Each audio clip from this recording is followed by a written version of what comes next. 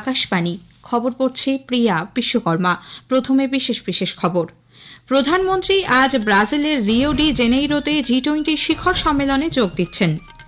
মহারাষ্ট্রে এক দফা এবং ঝাড়খণ্ডে দ্বিতীয় দফা বিধানসভা নির্বাচনের প্রচারাভিযান আজ সন্ধ্যায় শেষ হচ্ছে। দিল্লির প্রাক্তন মন্ত্রী আপ নেতা কৈলাস গেহলট আজ বিজেপিতে যোগ দিয়েছেন। 10 লক্ষের বেশি 70ঊর্ধ্ব নাগরিককে আয়ুষ্মান বয়োবন্দনা প্রকল্পে অন্তর্ভুক্ত করে নতুন নজির সৃষ্টি করেছে কেন্দ্রীয় সরকার। দূষণ বিরোধী ব্যবস্থাপনা গ্রহণে ঢিলেমি নিয়ে দিল্লি সরকার সুপ্রিম কোর্টের প্রশ্নের মুখে পড়েছে। শ্রীলঙ্কার নবগঠিত মন্ত্রিসভা আজ শপথ নিয়েছে। লুক্সেমবার্গে জিটি ওপেন তীরন্দাজিতে মহিলাদের কম্পাউন্ড ইভেন্টে জ্যোতি সুরেখা ভেন্নাম সোনা জিতেছেন। আজ সেই বিস্তারিত খবরে। প্রধানমন্ত্রী নরেন্দ্র মোদী আজ ব্রাজিলের রিও ডি জেনেইরোতে জি20 শিখর সম্মেলনে যোগ দিচ্ছেন। সম্মেলনের ফাঁকে তিনি বিশ্ব নেতাদের সঙ্গেও পৃথক পৃথক বৈঠক করবেন। মার্কিন রাষ্ট্রপতি জো বাইডেন এবং চীনা রাষ্ট্রপতি শি জিনপিং এর সঙ্গেও তাঁর বৈঠকে বসার কথা। আগামীকাল পর্যন্ত একগুচ্ছ বৈঠকের কর্মসূচি রয়েছে প্রধানমন্ত্রীর। উল্লেখ্য, আজই তিনি রিও ডি জেনেইরোতে পৌঁছন। ভারতীয় সম্প্রদায়ের তরফে তাকে উষ্ণ অভ্যর্থনা জানানো হয়। জি20 গোষ্ঠীর 19তম ঘোষণা নতুন দিল্লি ঘোষণা থেকে আরও অগ্রসর হওয়ার এক পদক্ষেপ হতে পারে। দারিদ্র্য ও ক্ষুধার বিরুদ্ধে উদ্যোগ, ডিজিটাল বিভাজন নিয়ে আলোচনা, মহিলাদের নেতৃত্বে উন্নয়ন, সুস্থায়ী উন্নয়নের লক্ষ্যে এগিয়ে চলা, বৈষম্য দূর করা এবং একটি অন্তর্ভুক্তিমূলক ব্যবস্থাপনার মাধ্যমে সমৃদ্ধি আসতে পারে। আকাশবাণী সংবাদের সঙ্গে এক আলাপচারিতায় ভারতের শেরপা অমিতাভ কান্ত এই ঘোষণা প্রসঙ্গে বলেছেন, ব্রাজিলের নেতৃত্বে ক্ষুধা ও দারিদ্র্যের বিরুদ্ধে বিশ্বজুড়ে জোট বাঁধতে হবে। মহারাষ্ট্রে এক দফা এবং ঝাড়খণ্ডে দ্বিতীয় দফা বিধানসভা নির্বাচনের প্রচারাভিযান আজ সন্ধ্যায় শেষ হচ্ছে। বিভিন্ন দলের তারকা প্রচারক ও প্রার্থীরা শেষ মুহূর্তে ভোটারদের মন জয় ব্যস্ত। ঝাড়খণ্ডের তুন্ডায় জনসভা করছেন জেএমএম নেতা মুখ্যমন্ত্রী হেমন্ত সোরেন। এছাড়া গোড্ডা, দুমকা, দেওঘর এবং রাঁচিতেও তার জনসভা করার কথা। বিজেপি নেতা উত্তরপ্রদেশের মুখ্যমন্ত্রী যোগী আদিত্যনাথ আজ সাহেবগঞ্জ, জামতারা ও দেওঘরে দলীয় প্রার্থীদের সমর্থনে প্রচারে যোগ দিচ্ছেন। এছাড়াও আরজেডি নেতা তেজস্বী যাদব, এজেএসইউ এর নেতারা শেষ মুহূর্তের প্রচার সারছেন।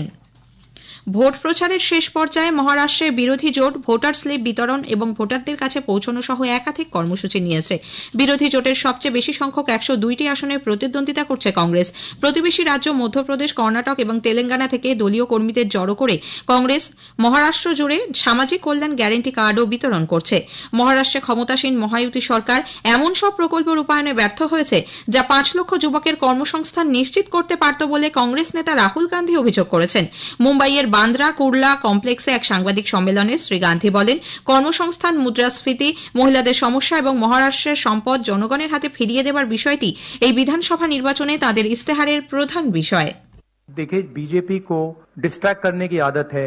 मैंने आपसे कहा कि मेन मुद्दा रोजगार का है। उसके बाद मैंने आपको ये 8 प्रोजेक्ट्स की लिस्ट दी, राइट, जो डिटेल कर रहे हैं कि 7 लाख करोड़ के प्रोजेक्ट्स यहां से गए और 5 लाख युवाओं को जो रोजगार मिलना था वो महाराष्ट्र की सरकार ने यहां से भेज दिए।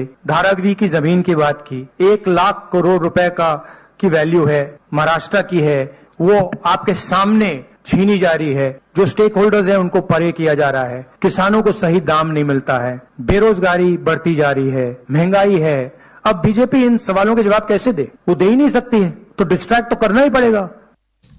এনসিপির শরদ পাওয়ার গোষ্ঠীর প্রধান শরদ পাওয়ার পুনে ও অহল্যানগরে দলীয় প্রার্থীদের সমর্থনে প্রচার চালাচ্ছেন।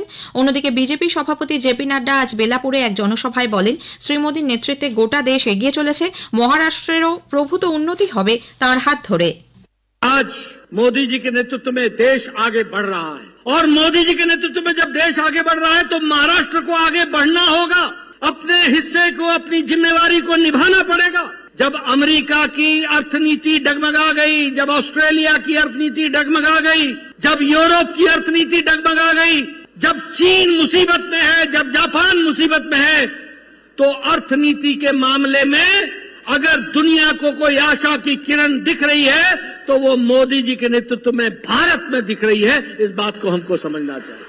এরপর আক্কালকোট ও করজাতেও জনসভা করবেন শ্রী নাড্ডা। কেন্দ্রীয় মন্ত্রী নীতিন গডকরি গন্ডিয়া ও নাগপুরে প্রচারে যোগ দিয়েছেন। প্রবীণ বিজেপি নেতা কেন্দ্রীয় স্বরাষ্ট্রমন্ত্রী অমিত শাহ নবী মুম্বাইয়ের প্রচারের কর্মসূচি বাতিল করা হয়েছে। এনসিপি অজিত পাওয়ার গোষ্ঠীর প্রধান অজিত পাওয়ার আস্তি, ফালতান, ইন্দাপুর এবং বারামতিতে জনসভা করছেন। দিল্লির প্রাক্তন মন্ত্রী আম আদমি পার্টির প্রাক্তন নেতা কৈলাস গেহলট আজ বিজেপিতে যোগ দিয়েছেন। প্রবীণ বিজেপি নেতা মনোহর লাল, দলের সর্বভারতীয় সহসভাপতি বৈজয়ন্ত পান্ডা, দিল্লির বিজেপির প্রধান বীরেন্দ্র সচদেব প্রমুখের উপস্থিতিতে কৈলাস বিজেপিতে যোগদান করেন। গতকাল তিনি আম আদমি পার্টি থেকে ইস্তফা দেন। দলের আহ্বায়ক অরবিন্দ কেজরিওয়ালের উদ্দেশ্যে পাঠানো ইস্তফাপত্র শ্রী গেহলট জানান, এখন দল চরম চ্যালেঞ্জের মুখোমুখি। তিনি অভিযোগ করেন, সাধারণ মানুষের প্রতি দায়বদ্ধতাকে ছাপিয়ে রাজনৈতিক উচ্চাকাঙ্ক্ষা বড় হয়ে উঠেছে এই দলে। সীমিত সময়ের মধ্যে 10 লক্ষের বেশি সত্তরোর্ধ্ব নাগরিকের নাম আয়ুষ্মান বয়োবন্দনা প্রকল্পে অন্তর্ভুক্তির মধ্যে দিয়ে নতুন নজির তৈরি হয়েছে। এই কার্ডের মাধ্যমে প্রবীণ নাগরিকরা আয়ুষ্মান ভারত প্রধানমন্ত্রী জন আরোগ্য যোজনা প্রকল্পের আওতায় বিনামূল্যে চিকিৎসার সুযোগ পাবেন।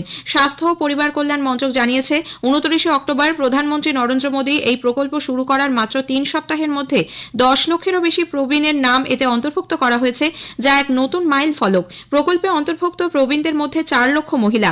এ পর্যন্ত আয়ুষ্মান বয়োবন্দনা প্রকল্পে 4800-র বেশি সত্তরোর্ধ্ব প্রবীণ নাগরিক এই প্রকল্পে চিকিৎসা খরচ হিসেবে 9 কোটি টাকা পেয়েছেন, যার মধ্যে 1400 জন মহিলা। প্রধানমন্ত্রী নরেন্দ্র মোদী আগামী 24 নভেম্বর আকাশবাণীতে মন কি বাত অনুষ্ঠানে তাঁর চিন্তাভাবনা দেশ বিদেশের মানুষের সঙ্গে ভাগ করে নেবেন। এটি হবে এই অনুষ্ঠানের 116তম পর্ব।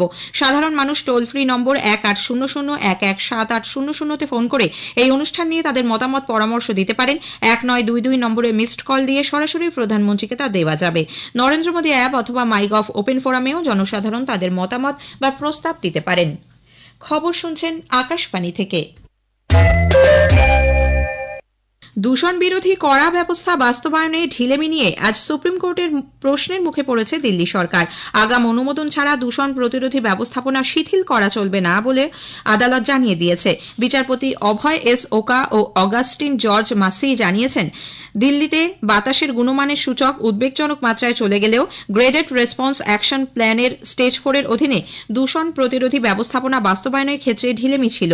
দ্রুত দূষণ বিরোধী এই ব্যবস্থাপনা কার্যকর করতে হবে বলে নির্দেশ দিয়েছে সুপ্রিম কোর্ট। উল্লেখ্য, গতকাল এয়ার কোয়ালিটি ম্যানেজমেন্ট কমিশন ঘোষণা করেছিল, দিল্লি ও জাতীয় রাজধানী অঞ্চলে আজ সকাল 8টা থেকে গ্র্যাফ 4 লাগু করা হবে। ট্রাক ঢোকা বন্ধ ও সরকারি প্রকল্পের নির্মাণ কাজ সাময়িকভাবে বন্ধের নির্দেশও এর মধ্যে ছিল। জাতীয় রাজধানী অঞ্চল দিল্লির বাতাসের গুণগত মান আরও খারাপ হয়েছে। আজ সকাল 11টায় বাতাসের গুণমান সূচক AQI রেকর্ড করা হয় 487, যা মারাত্মক পর্যায়ের মাপকাঠি অতিক্রম করেছে। কেন্দ্রীয় দূষণ নিয়ন্ত্রণ পর্ষদের তথ্য অনুযায়ী দিল্লির পাঞ্জাবি বাগ স্টেশনের AQI ছিল 497, বাওয়ানায় 495, ওয়াজেরপুরে 494, আনন্দ বিহার ও সাদিপুরে AQI রেকর্ড করা হয় 479। আগামী দুদিন দিল্লি ও জাতীয় রাজধানী অঞ্চল রাত ও সকালের দিকে ধোঁয়াশা ও কুয়াশায় ঢাকা থাকবে বলে ভারতীয় আবহাওয়া দপ্তর জানিয়েছে। শ্রীলঙ্কার নবগঠিত মন্ত্রিসভা আজ শপথ নিয়েছে। কলম্বোয় রাষ্ট্রপতির সচিবালয়ে প্রেসিডেন্ট অনুরা কুমারা দিসানায়েকের উপস্থিতিতে নতুন মন্ত্রীরা শপথ নেন। 22 সদস্যের এই মন্ত্রিসভা দেশের জরুরি সমস্যার সমাধান এবং সুস্থায়ী উন্নয়নের লক্ষ্যে কাজ করবে বলে আশা করা হচ্ছে। ডক্টর হরিণী আমারা সুরিয়া প্রধানমন্ত্রী পদ ছাড়াও শিক্ষা দপ্তরের দায়িত্বে রয়েছেন। বিদেশ ও পর্যটন দপ্তরের দায়িত্বে রয়েছেন বিজিথা হেরাত। পরিবহন, মহাসড়ক ও অসামরিক উড়ান চলাচল দপ্তর রয়েছে বিমল রাথানায়েকের হাতে। স্বাস্থ্য দপ্তরের দায়িত্ব পেয়েছেন ডক্টর নালিন্দা জয়তিসা। সিরিয়ার মধ্য বেইরুটে বাথ পার্টির অফিস লক্ষ্য করে ইসরায়েলি বিমান হামলায় হেজবুল্লাহ সংবাদ বিভাগের প্রধান মোহাম্মদ আফিফ ও আরও 3 জন নিহত হয়েছেন। ইসরায়েলি সেনাবাহিনী এর আগে বাথ পার্টির বাড়ি খালি করতে বলে এরপরই 2টি যুদ্ধ বিমান ক্ষেপণাস্ত্র দিয়ে সেখানে হামলা চালায়। 20 নভেম্বর বিশ্ব শিশু দিবসের প্রাক্কালে গো ব্লু কর্মসূচি পালন করছে ইউনিসেফ। প্রত্যেক শিশুদের অধিকার প্রতিষ্ঠায় তাদের প্রতি আরও যত্নশীল হতে পরামর্শ দিয়েছে সংস্থাটি। এই উপলক্ষে কলকাতা প্রেস ক্লাবকে নীল আলোতে সাজিয়ে তোলা হয়েছে। শহরের সরকারি ও বেসরকারি প্রতিষ্ঠানগুলিকে যুক্ত করে এই ধরনের নীল রঙের আলোয় সাজিয়ে তোলার প্রচেষ্টা বলে জানিয়েছেন ইউনিসেফের ভারপ্রাপ্ত সুচরিতা বর্ধন।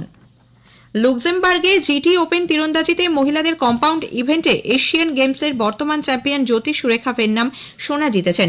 গতকাল বেলজিয়ামের সারা প্রিয়েলসকে 147-145 ব্যবধানে হারিয়ে জয় নিশ্চিত করেন তিনি। এদিকে পুরুষদের কম্পাউন্ড ইভেন্টে রূপো পেয়েছেন অভিষেক। 150 স্কোর করেও সোনা জয় থেকে ছিটকে যান তিনি। শেষ করার আগে খবরের বিশেষ কিছু অংশ আরও একবার। প্রধানমন্ত্রী আজ ব্রাজিলের রিও ডি জেনেইরোতে G20 শিখর সম্মেলনে যোগ দিচ্ছেন। মহারাষ্ট্রে 1 দফা এবং ঝাড়খণ্ডে 2য় দফা বিধানসভা নির্বাচনের প্রচারাভিযান আজ সন্ধ্যায় শেষ হচ্ছে। দিল্লির প্রাক্তন মন্ত্রী আপ নেতা কৈলাস গেহলট আজ বিজেপিতে যোগ দিয়েছেন। খবর শেষ হলো।